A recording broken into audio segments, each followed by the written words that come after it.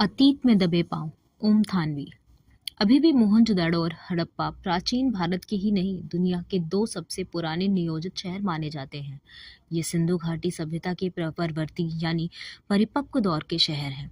खुदाई में और भी शहर मिले हैं, लेकिन मोहनजोदड़ो ताम्रकाल में के शहरों में सबसे बड़ा है। यह सबसे उत्कृष्ट भी है। व्यापक खुदाई यहीं पर संभव हुई है। बड़ी तादाद में इमारतें, सड़कें, धातु पत्थर की मूर्तियां, चाक पर बने चित्रित भांडे, मुहरे, साजो सामान तथा खिलौने आदि मिले हैं। सभ्यता का अध्ययन संभव हुआ है। उधर सैकड़ों मील दूर हड़प्पा से ज्यादातर साक्ष्य रेल लाइन बिछने के दौरान विकास की भेंट चढ़ गए। मोहनजोदड़ो पाकिस्तान के सिंध प्रांत में स्थित पुरातात्विक स्थान है, जहां सिंधु घाटी की सभ्यता बसी हुई थी। मोहनजोदड़ो का अर्थ है मुर्दों का टीला। वर्तमान समय में इसे मोहनजोदड़ो के नाम से जाना जाता है। तथा हड़प्पा पाकिस्तान के पंजाब प्रांत में स्थित एक पुरातात्विक स्थान है, जहां सिंधु घाटी सभ्यता का दूसरा प्रमुख नगर बसा हुआ था। मोहनजोदड़ो के बारे में धारणा है कि वो अपने दौर में वह घाटी की सभ्यता का केंद्र रहा होगा, यानी यह एक तरह की राजधानी। माना यह जाता है कि यह शहर 200 हेक्टेयर क्षेत्र में फैला था। आबादी का कोई 85,000 थी। जाहिर है 5,000 साल पहले आज के महानगर की परिभाषा भी लांघता होगा। दिलचस्प बात यह है कि सिंधु घाटी मैदान की संस्कृति थी, पर पूरा मोहनजोदड़ो छोटे मोटे टीलों पर आबाद था। ये टीले प्राकृतिक नहीं थे। कच्ची और पक्की दोनों तरह की ईंटों से धरती की सतह को ऊंचा उठाया गया था, ताकि सिंधु का पानी बाहर पसर आए तो उससे बचा जा सके। मोहनजोदड़ो की यह खूबी है कि इस आदिम शहर की सड़कों और गलियों में आप आज भी घूम फिर सकते हैं। यहाँ की सभ्यता और संस्कृति का समान भले अजायब घरों की शोभा बढ़ा रहा हो। शहर जहाँ था अब भी वही है। आप इसकी किसी भी दीवार पर पीठ टिकाकर सुस्ता सकते हैं।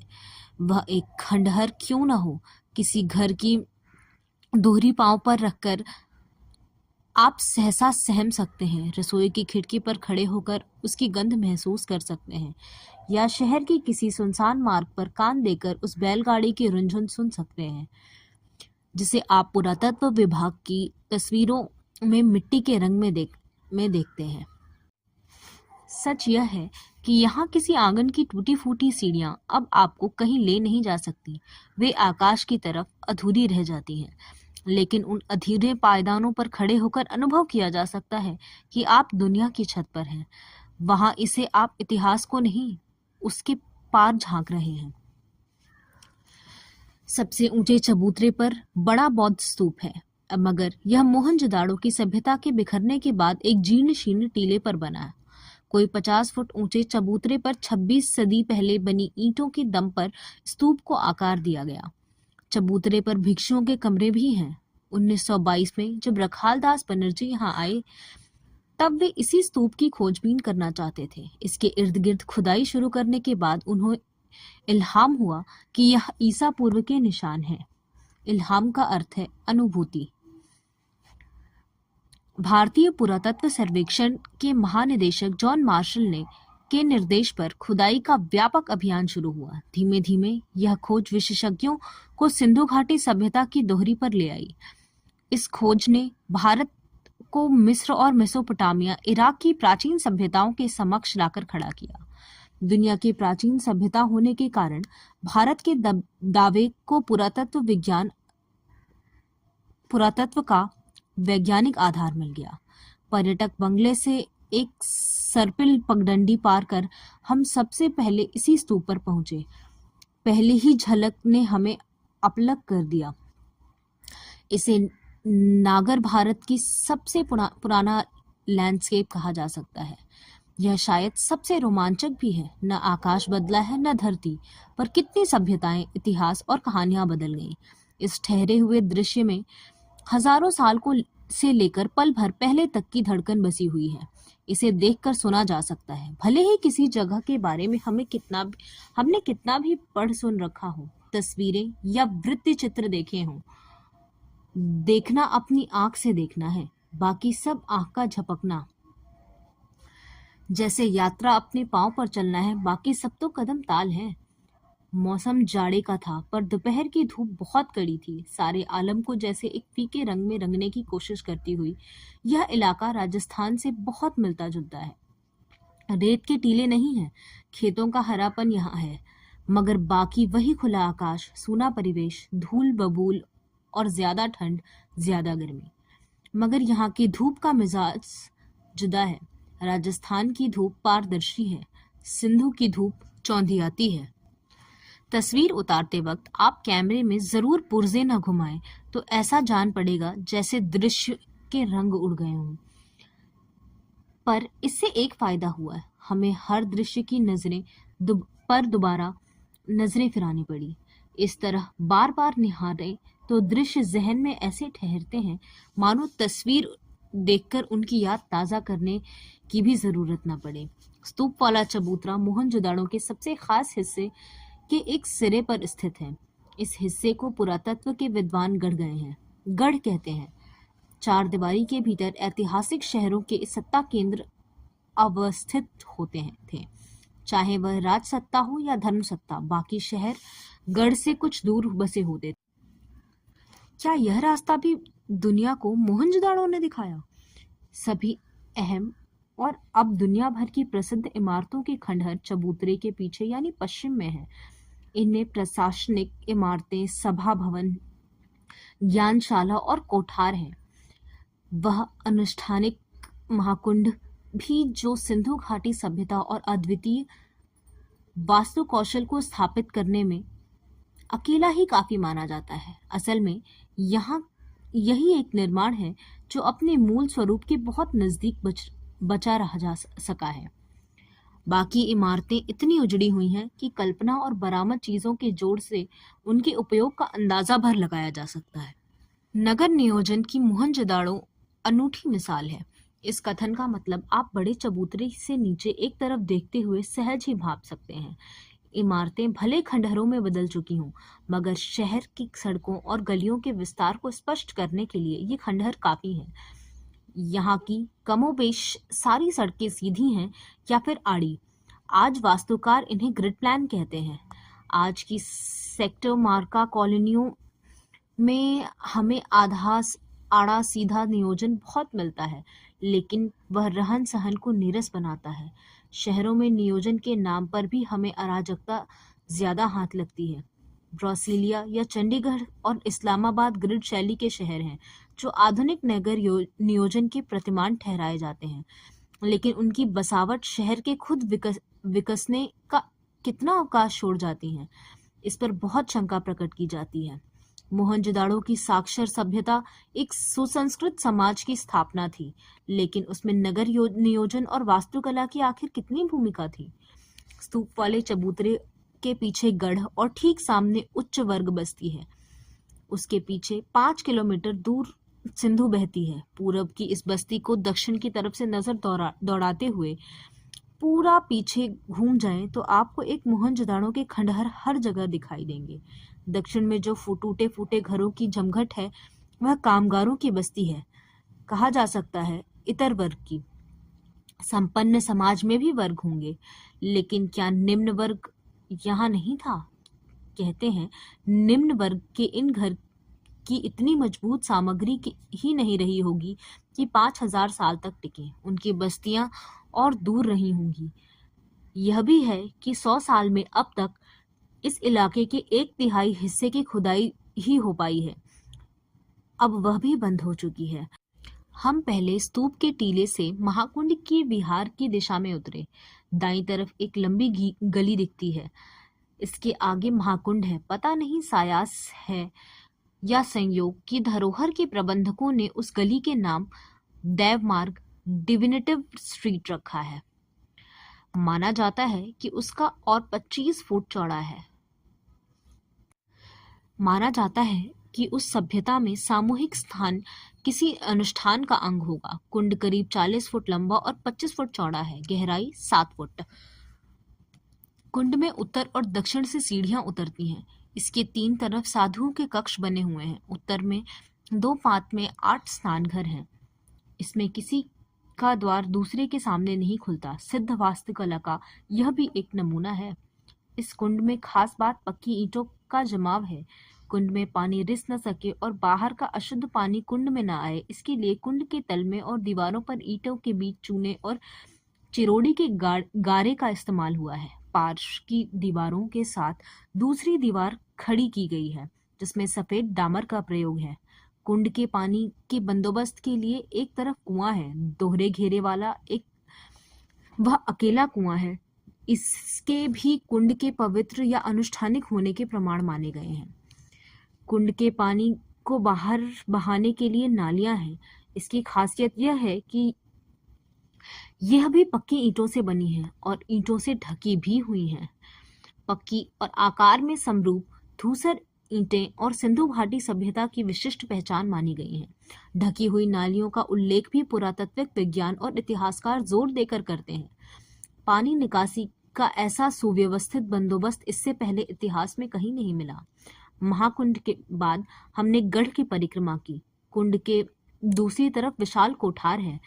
कर के रूप में हासिल अनाज शायद यहाँ जमा किया जाता था। इसके निर्माण रूप खासकर चौकियों से हवादारी को देखकर ऐसा कयास लगाया गया है। यहाँ 9-9 चौकियों की 3 कतारें हैं। उत्तर में एक गली है जहाँ बैलगाड़ियों का जिनके प्रयोग से के साक्ष्य मिले हैं, ढुलाई के लिए आवागमन होता होगा। ठीक इसी तरह का कोठार हड़प्पा में भी पाया गया। अब यह जग जाहिर है कि सिंधु घाटी के दौर में व्यापार ही नहीं, उन्नत खेती भी होती थी। बरसों से यह माना जाता रहा है कि सिंधु घाटी के लोग अन्न उपजाते नहीं थे, उसका आयात करते थे। नई खोज ने इस ख्याल को निर्मूल साबित किया है। बल्कि अब कुछ विद्वान मानते हैं कि वह मूलतः खेतीहर और पशुपालक सभ्यता ही थी। लोहा शुरू में नहीं था और पत्थर और तांबे की बहुतायत थी। पत्थर सिंध में ही था, तांबे की खानें राजस्थान में थी।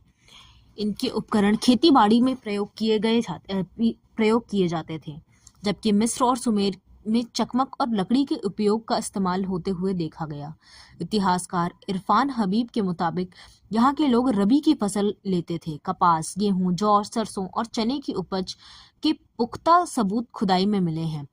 वह सभ्यता के तर युग था जो धीमे धीमे सूखे में ढल गया। विद्वानों का मानना है कि वहां ज्वार, बाजरा और रागी भी उपजते थे। लोग खजूर, खरबूजे और अंगूर भी उगाते थे। झाड़ियों से बेर जमा करते थे। कपास की खेती भी होती थी। कपास को छोड़कर बाकी सबके बीज मिले हैं और उन्हें परखा गया है। कपास के बीज तो नहीं, पर सूती कपड़ा मिला है। ये दुनिया में सूत के 2 सबसे पुराने नमूने में से एक है। दूसरा सूती कपड़ा 3000 ईसा पूर्व का है जो जॉर्डन में मिला। मोहनजोदाड़ो में सूत की कताई बुनाई के साथ रंगाई भी होती थी। रंगाई एक छोटा कारखाना खुदाई में माधो स्वरूप वत्स को मिला था। छाल्टी, लिनन और ऊन कहते हैं जहां सुमेर से आयात होते थे। शायद सूत उनको निर्यात होता हो, जैसे कि बाद में सिंध से मध्य एशिया और यूरोप को सदियों हुआ। प्रसंगवंश मेसोपोटामिया और शिलालेखों में मोहनजोदाड़ो के लिए मेहुलोहा शब्द का संभावित प्रयोग मिला है। महाकुंड के उत्तर पूर्व में बहुत लंबी सी इमारत के अवशेष हैं। इसके बीचों बीच खुला बड़ा दालान है। 3 तरफ बरामदे हैं। इसके साथ साथ कभी छोटे कमरे रहे होंगे। पुरातत्व के जानकार कहते हैं कि धार्मिक अनुष्ठानों में ज्ञानशालाएं सटी हुई होती थीं।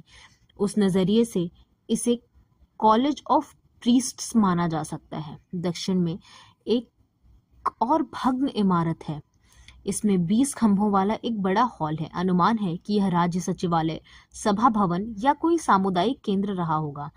गढ़ की 4 दीवारी लांघकर हम बस्तियों की तरफ बढ़े। यह गढ़ के मुकाबले छोटे टीलों पर बनी है, इसलिए इन्हें नीचा नगर कहकर भी पुकारते हैं। खुदाई की प्रक्रिया में टीलों का आकार घट गया है। कहीं कहीं वे फिर जमीन से जा मिले हैं और बस्ती के कुएं लगता है जैसे मीनारों की शक्ल में धरती छोड़कर बाहर निकल आए हैं। पूरब की बस्ती पूरब की बस्ती रईसों की बस्ती है। हालांकि आज के युग में पूरब की बस्तियां गरीबों की बस्तियां मानी जाती हैं। मोहनजोदाड़ो में इसका उलट था, यानी बड़े घर, चौड़ी सड़कें, ज्यादा कुएं। मोहनजोदाड़ो के सभी खंडहरों को खुदाई कराने वाले पुरातत्ववेत्ताओं का संक्षिप्त नाम दे दिया गया है, जैसे डीके हल्का दीक्षित काशीनाथ की खुदाई। उनके नाम पर यहाँ 2 हल्के हैं। डीके क्षेत्र दोनों बस्तियों में सबसे महत्वपूर्ण है। शहर की प्रमुख सड़क फर्स्ट स्ट्रीट यहीं पर है। यहाँ बहुत लंबी सड़क है, मानो कभी पूरे शहर को नापती हो। यह अब आधा मील बची है। इसकी चौड़ाई 33 फुट है। मोहनजोदाड़ो से 3 तरह के वाहनों के साक्ष्य मिले हैं। इनमें सबसे चौड़ी बैलगाड़ी रही होगी। इस सड़क पर 2 बैलगाड़ियों के साथ आसानी से आया जा सकता है। यह सड़क वहां पहुंचती है जहां कभी बाजार था। इस सड़क के दोनों ओर घर हैं, लेकिन सड़कों की ओर सारे घरों की सिर्फ बीच दिखाई देती है, यानी कोई घर सड़क पर नहीं खुलता। उसके दरवाजे भी अंदर गलियों में हैं। दिलचस्प संयोग है कि चंडीगढ़ में भी ठीक यही शैली 50 साल पहले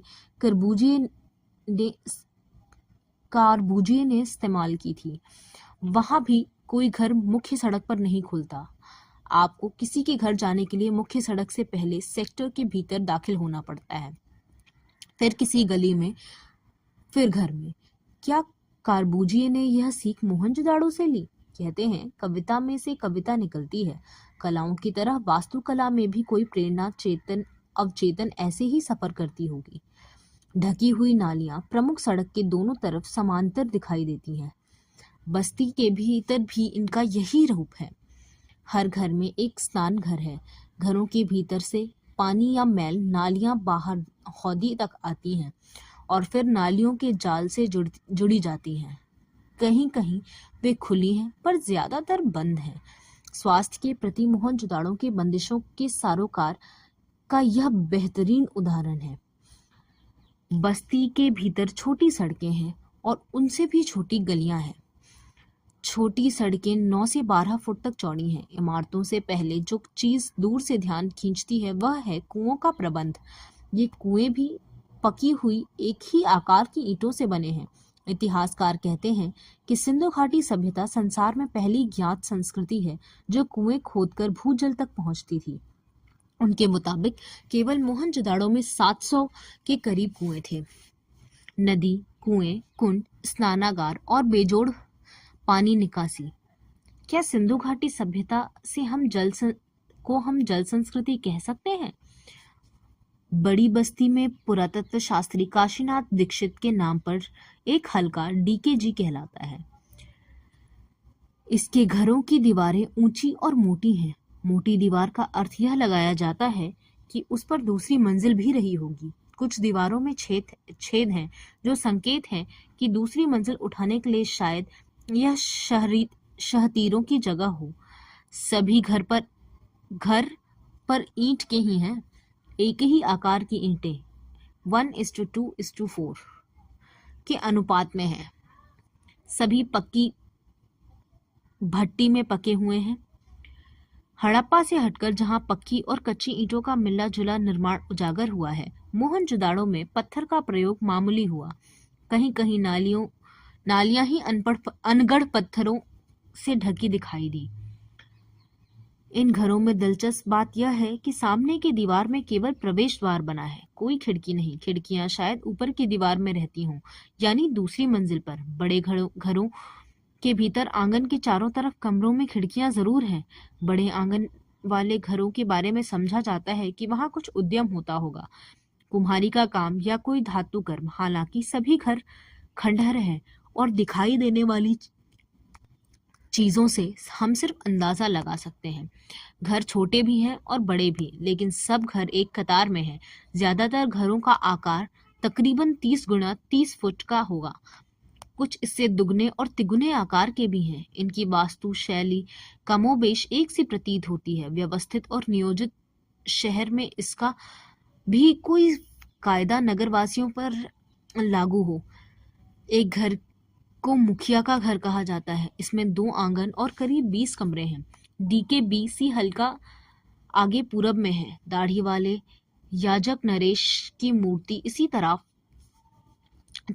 के लिए एक घर में मिली थी। डीकेजी की मुख्य सड़क पर दक्षिण की ओर बढ़ें तो 1.5 फरलॉन्ग की दूरी पर एचआर हल्का है। सड़क उसे 2 भागों में बांटती है। ये हल्का हेरल्डीज हरग्वीज के नाम पर है, जिन्होंने 1924-25 में रखालदास बैनर्जी के बाद खुदाई करवाई थी। यहीं पर एक बड़े घर में कुछ कंकाल मिले थे, जिन्हें लेकर कई तरह की कहानियां बनती रहीं। प्रसिद्ध नर्तकी शिल्प भी यहीं एक छोटे घर में खुदाई में मिला था। इसके बाद पुरातत्वविद मार्टिमर व्हीलर ने कहा था कि संसार में इसके जोड़ की दूसरी चीज शायद ही होगी। यह मूर्ति अब दिल्ली के राष्ट्रपति संग्रहालय में है। यहीं पर एक बड़ा सा घर है जिसे उपासना केंद्र समझा जाता है। इसमें इस आमने सामने की 2 चौड़ी सीढ़ियां ऊपर ध्वस्त मंजिल की तरफ जाती हैं। पश्चिम में गढ़ी के ठीक पीछे माधव स्वरूप वत्स के नाम पर वीएस का हिस्सा है। यहाँ वह रंगरेज का कारखाना भी लोग चाव से देखते हैं। जहाँ जमीन में ईंटों के गोल गड्ढे उभरे हुए हैं, अनुमान है कि इनमें रंगाई के बड़े बर्तन रखे जाते थे। 2 कतारों में 16 छोटे 1 मंजिला मकान हैं। एक कतार मुख्य सड़क पर है, दूसरी पीछे की ओर छोटी सड़क की तरफ। सब में 2-2 कमरे हैं। स्नान घर भी यहाँ भी सब घरों में है। बाहरी बस्ती में कुएं सामूहिक प्रयोग किए गए हैं। ये कर्मचारियों या कामगारों के घर ही रहे होंगे। मोहनजोदाड़ो में बाहरी बस्ती में कुएं सामूहिक प्रयोग के लिए हैं। ये कर्मचारियों या कामगारों का घर रहे होगा। मोहनजोदाड़ो में कुएं को छोड़कर लगता है जैसे सब कुछ चौकोर या आयताकार हो। नगर की योजना, बस्तियां, घर, कुंड, बड़ी इमारतें, ठप्पेदार मोहरे, चौपड़ का खेल, गोटियां, तौलने के बाट आदि सब कुछ। छोटे घरों में छोटे कमरे समझ में आते हैं, पर बड़े घरों में छोटे कमरे देखकर अचरज होता है। इसका अर्थ है यह लगाया जाता है कि शहर की आबादी काफी रही होगी। दूसरी तरफ यह विचार सामने आया है कि बड़े घरों में निचली भूतल मंजिल में नौकर चाकर रहते होंगे। ऐसा अमेरिकी नृतत्व शास्त्री ग्रेगरी पोसेल का मानना है। बड़े घरों के आंगन में चौड़ी सीढ़ियां हैं। कुछ घरों में ऊपर की मंजिल के निशान हैं, पर सीढ़ियां नहीं हैं। शायद यहाँ लकड़ी की सीढ़ियां रही हों, जो कालांतर नष्ट हो गई हों। संभव है कि ऊपर की मंजिल में ज्यादातर खिड़कियां, झरोखे और साज सज्जा रही हो। लकड़ी के इस्तेमाल भी बहुत मंजिल में संभव है कि पूरे घर में होता हो। कुछ घरों में बाहर की तरफ सीढ़ियां संकेत हैं। यहाँ शायद ऊपर और नीचे अलग अलग परिवार रहते होंगे। छोटे घरों की बस्ती में छोटी संकरी सीढ़ियां हैं। उनके पायदान भी ऊंचे हैं। ऐसा जगह की तंगी की वजह से होता होगा। गौर किया है कि मोहनजोदाड़ो के किसी भी घर में खिड़कियों या दरवाजों पर छज्जे के चिन्ह नहीं है। गर्म इलाकों के घरों में छाया के लिए यह आम प्रावधान होता है। क्या उस वक्त यहाँ इतनी कड़ी धूप नहीं पड़ती होगी? मुझे मोहनजोदाड़ो और जानी मानी मोहरों के पशु याद हो आए। शेर, हाथी या गैंडा इस मरुभूमि में हो ही नहीं सकते। क्या उस वक्त यह जंगल भी थे? यह तथ्य स्थापित हो चुका है कि यहाँ अच्छी खेती होती थी। पुरातत्वी शिरीन रत्नागर का मानना है कि सिंधुवासी कुओं से सिंचाई कर लेते थे। दूसरे मोहनजोदाड़ो की किसी खुदाई में नहर होने के प्रमाण नहीं मिले हैं, यानी बारिश उस काल में काफी होती थी। क्या बारिश घटने और कुएं के अत्यधिक इस्तेमाल से भूतल जल भी पहुंच से दूर चला गया? क्या पानी के अभाव में यह इलाका उजड़ा और यह उसके साथ सिंधु घाटी की समृद्ध सभ्यता भी? मोहनजोदाड़ो में उस रोज हवा बहुत तेज बह रही थी। किसी बस्ती के टूटे फूटे घर में दरवाजे या खिड़की के सामने से हम गुजरते तो सायम सायम की ध्वनि, हवा की लय साफ पकड़ में आती थी। वैसे ही जैसे सड़क पर किसी वाहन से गुजरते हुए किनारे की पटरी के अंतरालों में रह रहकर हवा के लयबद्ध थपेड़े सुनाई पड़ते हैं। सूने घरों की हवा की लय और ज्यादा गूंजती है, इतनी कि कोनों के अंधियारा भी सुनाई देता है। यहाँ एक घर से दूसरे घर में जाने के लिए आपको किसी घर से वापस बाहर नहीं आना पड़ता। आखिर सब खंडहर हैं, सब कुछ खुला है। अब कोई घर जुदा नहीं है। यहाँ एक घर दूसरे में खुलता है, दूसरा तीसरे में, जैसे पूरी बस्ती एक बड़ा घर हो। लेकिन यह एक नक्शा नहीं होता है। हर घर का एक संस्कार में आकार होता है, भले ही वह 5,000 साल पुराना क्यों न हो। हम में कमोबेश हर कोई पांव आहिस्ता उठाते हुए एक घर से दूसरे घर में बेहद धीमी गति से दाखिल होता था, मानो मन में अतीत को निहारने की जिज्ञासा ही न हो। किसी अजनबी घर में अनाधिकार चहलकदमी और अपराध बोध भी हो, जैसे किसी पराये घर में पिछवाड़े से चोरी छुपे घुस आए। सब जानते हैं यहाँ अब कोई नहीं बसने आएगा। लेकिन यह मोहनजोदाड़ो के पुरातात्विक अभियान की ही खूबी थी कि मिट्टी में इंच दर इंच कंघी कर इस कदर शहर, उसकी गलियों और घरों को ढूंढा और सहेजा गया है कि यह एहसास हर वक्त आपके साथ रहता है कि कल कोई यहाँ बसता था। जरूर यह कि आपकी सभ्यता परंपरा है, मगर घर आपका नहीं है। अनचाहे मुझे मोहनजोदाड़ो की गलियों या घर में राजस्थान का ख्याल ना आए, ऐसा हो नहीं सका। महज इसलिए ही नहीं कि पश्चिमी राजस्थान और सिंध गुजरात की दृश्यावली एक सी है। कई चीजें हैं जो मुझे यहाँ से वहां जोड़ जाती हैं, जैसे हजारों साल पुराने यहाँ के खेत, बाजरे और ज्वार की खेती। मोहनजोदाड़ो के घरों में टहलते हुए मुझे कुलधरा की याद आई। यहाँ जैसलमेर के मुहाने पर पीले पत्थर के घरों वाला एक खूबसूरत गांव है। वहाँ खूबसूरती में हरदम एक गमी व्याप्त है। गांव में घर है पर लोग नहीं हैं। कोई 150 साल पहले राजा से तकरार पर स्वाभिमानी गांव का हर बाशिंदा रातों रात अपने घर छोड़कर चला गया। दरवाजे असबाब पीछे लोग उठा ले गए। घर खंडहर हो गए पर ढहे नहीं। घर की दीवारें, प्रवेश और खिड़कियां ऐसी हैं जैसे कल की बात हो। लोग निकल गए, वक्त वहीं रह गया। खंडहरों ने उसे थाम लिया, जैसे सुबह लोग घरों से निकले हों, शायद शाम ढले लौट आने वाले हों। राजस्थान की ही नहीं, गुजरात, पंजाब और हरियाणा में भी कुएं, कुंड, गली कूचे, पक्की ईंटों के कई घर आज भी वैसे मिलते हैं जैसे हजारों साल पहले। जॉन मार्शल ने मोहनजोदाड़ो पर 3 खंडों में एक विशद प्रबंध छपवाया था। उसमें खुदाई में मिली ठोस पहियों वाली मिट्टी की गाड़ी के चित्र के साथ सिंध में पिछली सदी में बरती जा रही ठीक उसी तरह की बैलगाड़ी का भी एक चित्र प्रकाशित है।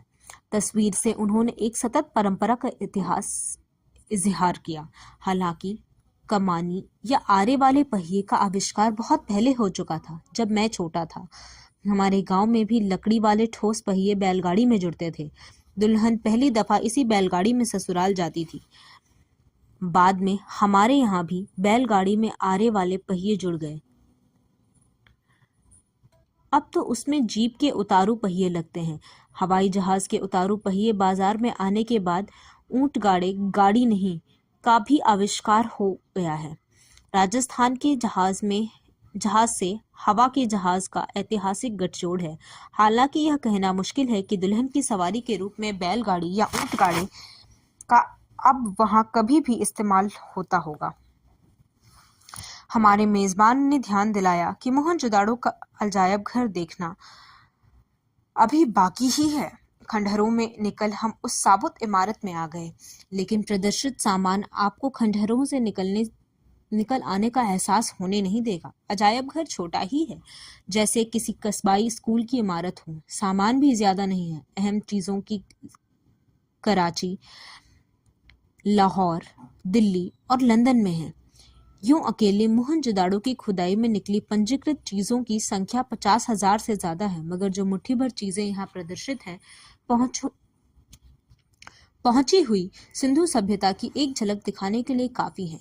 काला पड़ गया गेहूं, तांबे और कांसे के बर्तन, मुहरे, वाद्य, चाक पर बने विशाल मृदभांड, उन पर काले भूरे चित्र, चौपड़ की गोटियां, दिए, माप तौल पत्थर, तांबे का आईना, मिट्टी की बैलगाड़ी और दूसरे खिलौनों, 2 पाटन वाली चक्की, कंघी, मिट्टी और कंगन, रंग बिसरे पत्थरों के मानकों वाले हार और पत्थर के औजार। अजायब घर में तैनात अली नवाज बताता है कि कुछ सोने के गहने भी यहाँ हुआ करते थे जो अब चोरी हो गए।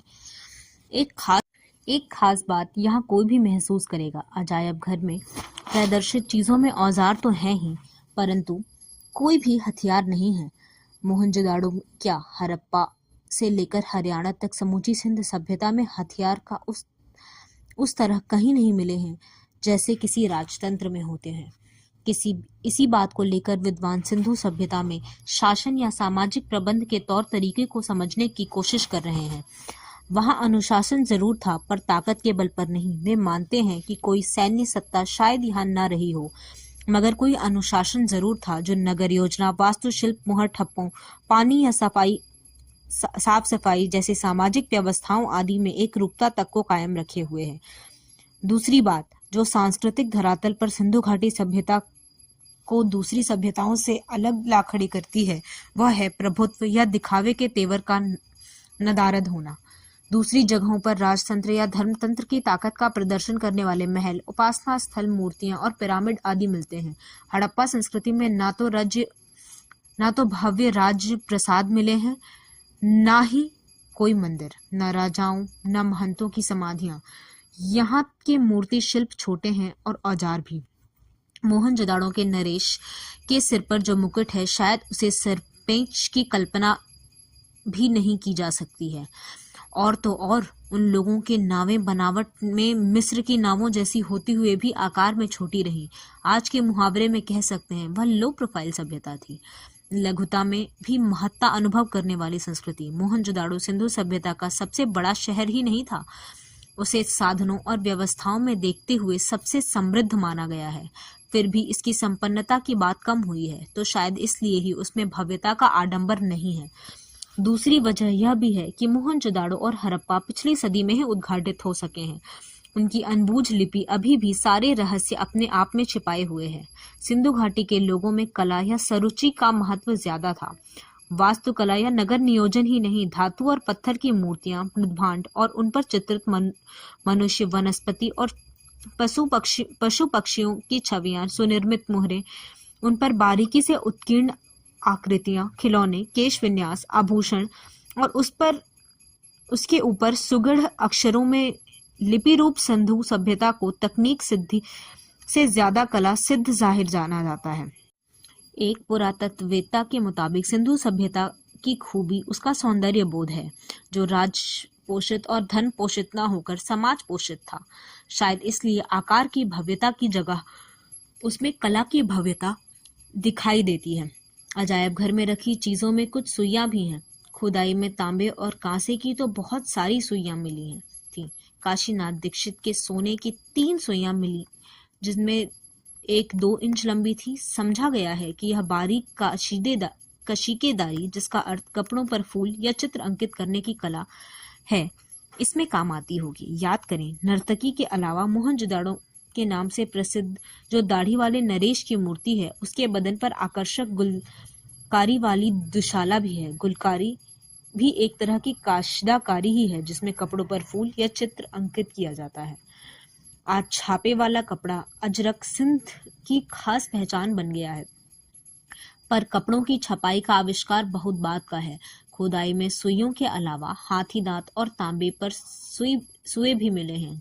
जानकार मानते हैं कि इनसे शायद दरियां बुनी जाती थी। हालांकि दरी का कोई भी नमूना या साक्ष्य हासिल नहीं हुआ है। वह शायद कभी भी हासिल ना हो, क्योंकि मोहनजोदाड़ो में अब खुदाई बंद कर दी गई है। सिंधु के पानी के रिसाव से क्षार और दलदल की समस्या पैदा हो गई है। मौजूदा खंडहरों को बचाकर रखना ही अब अपने आप में बहुत बड़ी चुनौती है। धन्यवाद।